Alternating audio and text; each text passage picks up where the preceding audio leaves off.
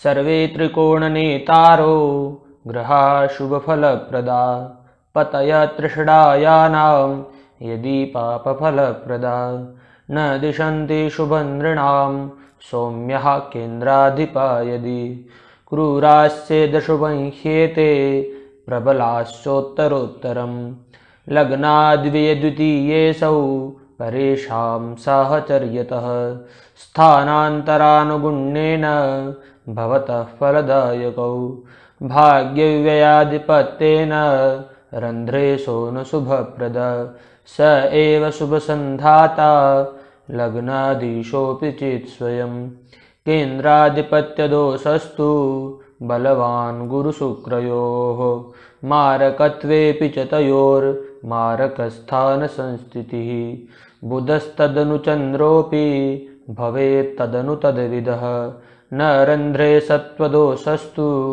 सूर्याचन्द्रमसोर्भवेत् कुजस्य कर्मनेतृत्वा प्रयुक्ता शुभकारिता त्रिकोणस्यापि नेतृत्वा न कर्मेशत्वमात्रतः यद्यद्भावगतो वापि यद्यद्भावेन संयुतौ तत्तत्फलानि प्रबलौ प्रदिशेतां तमोग्रहौ। नमस्कार मित्रों, यह जो अभी मैंने 6-7 श्लोक जो बोले हैं, यह लघु पाराशरी का द्वितीय अध्याय है।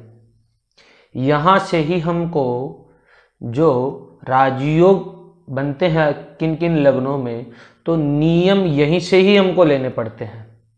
यही वो श्लोक है जो बहुत अनूठे हैं। इन श्लोकों को ज्योतिष के जितने भी प्रेमी हैं सब जानते हैं कि ये कितने महत्वपूर्ण श्लोक है। यह श्लोक तो ज्योतिष के ज्ञान की जड़ है, ऐसा मेरा भी मानना है, बहुत से विद्वानों का मानना है। इसलिए ज्योतिष प्रेमियों को सर्वप्रथम तो यह संज्ञाध्याय जो इसको हम बोलते हैं, इसको कंठस्थ होना चाहिए, यानी कि यह नियम तो परिपक्व होना चाहिए। कैसे महर्षि पाराशर जी ने ज्योतिष के अंदर जो कुंडली है, उन 12 ही भावों को किन किन तरीके से 5 भागों में बांटा है। तो ये 5 भाग कौन कौन से बांटे हैं, इनकी पूर्णतया जानकारी अवश्य होनी चाहिए। तो आज हम मिथुन लग्न पर चर्चा करेंगे कि मिथुन लग्न में राजयोग कारक ग्रह कौन कौन से होते हैं।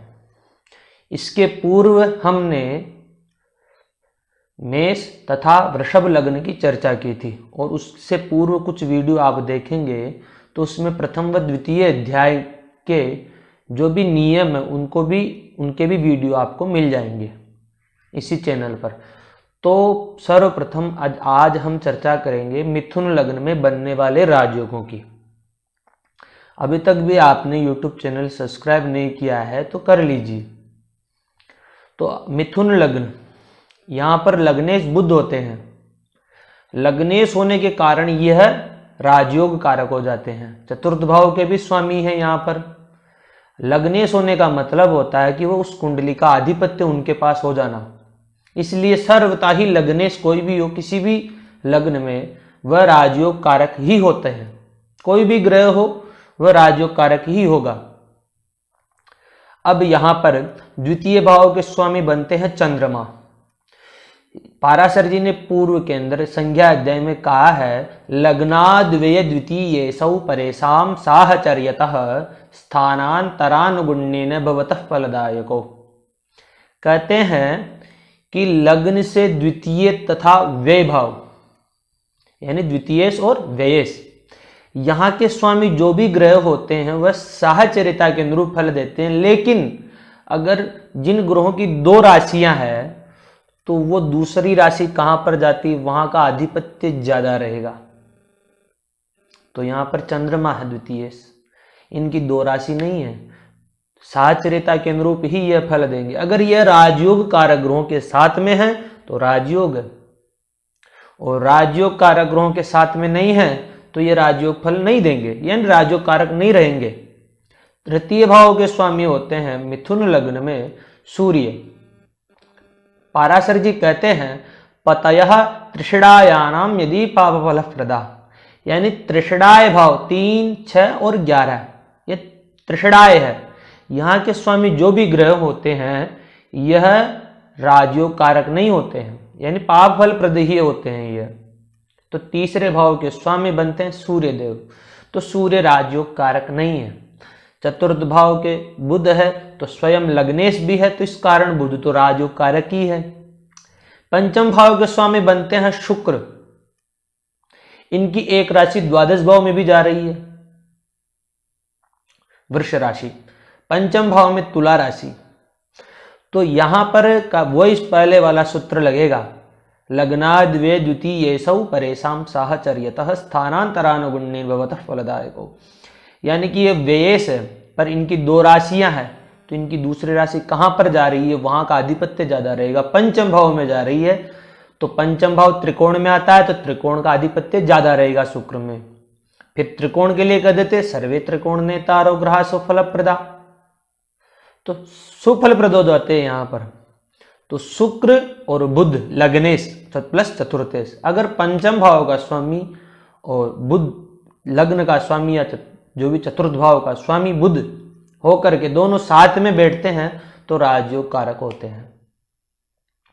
अब षष्ठम भाव के स्वामी होते हैं मंगल, और तथा लाभ भाव के भी स्वामी हो जाते हैं मंगल देव। तो यह बिल्कुल ही तृषणाय हो गया, 6 और 11 के स्वामी होने के कारण ये तो बिल्कुल ही राजयोग कारक नहीं रहेंगे मंगल मिथुन लग्न में। मिथुन लग्न में मंगल राजयोग कारक नहीं रहेंगे, क्योंकि ये पता है तृषणाय ना मिली पाप फल प्रद, इन पाप फल प्रद ही रहेंगे यह।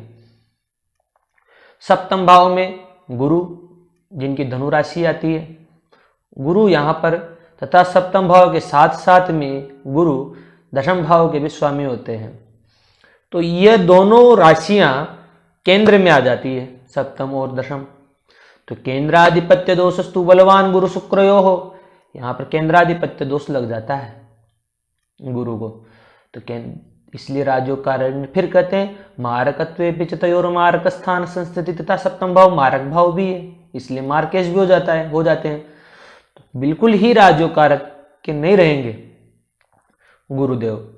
अब अष्टम भाव के अंदर तथा नवम भाव के अंदर शनि की राशियां रहती है, अष्टम में मकर तथा नवम में कुंभ। तो त्रिकोण के स्वामी है शनि, किंतु अष्टम भाव के भी स्वामी है शनि।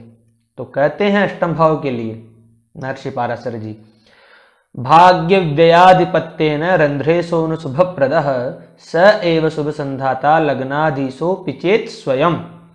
भाग्य के व्यय के अधिपति होने के कारण शनि यहां पर राजयोग कारक नहीं है। अब आप सोच रहे हो कैसे नहीं है, क्योंकि महर्षि पाराशर जी ने अंतिम राजयोग अध्याय के अंतिम श्लोक में यह निर्णय कर दिया कि धर्म कर्मादि नेतारो रंध्र लाभाधिपो यदि तयो संबंध मात्रेण न योग लभते नर, यानी कि धर्म और कर्म के स्वामी अगर अष्टमेश तथा लाभेश हो जाते हैं ऐसे ग्रह, तो राजयोग कारक नहीं होते। त्रिकोण के स्वामी है पर भाग्य के व्यय के अधिपति व्यय रंध्रेश हो जाते हैं यहां पर शनि, इसलिए राजयोग कारक नहीं रहेंगे। दशम भाव के स्वामी गुरु ही है, मार्केश भी है साथ में, इसलिए गुरु राजयोग कारक नहीं है। लाभ भाव का स्वामी मंगल है, मंगल राजयोग कारक नहीं है। वे भाव के स्वामी शुक्र है, तो शुक्र राजयोग कारक है। तो अब यहां पर दो ही ग्रह हो रहे हैं जो इस मिथुन लग्न में राजयोग कारक है, वो हो रहे हैं बुध और शुक्र। तो इन दोनों की युति हो तो मिथुन लग्न में राजयोग है। दृष्टि इन दोनों में हो नहीं सकती, क्योंकि ये दोनों ग्रह सूर्य के आसपास में चलते हैं, तो एक दूसरे पर दृष्टि का तो कोई प्रश्न है नहीं। स्थान परिवर्तन अवश्य हो सकता है इन दोनों में, क्योंकि इनकी राशियां पास पास में ही है। वृष तो कन्या, वृष ये मिथुन,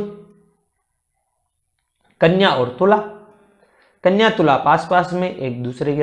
जो भी राजयोग कारक ग्रह हैं वह दो ही ग्रह है, बुध और शुक्र। इस वीडियो को लंबा ना बढ़े इसलिए यहीं पर विराम देता हूं, क्योंकि 10 मिनट से ज़्यादा का वीडियो हो जाएगा।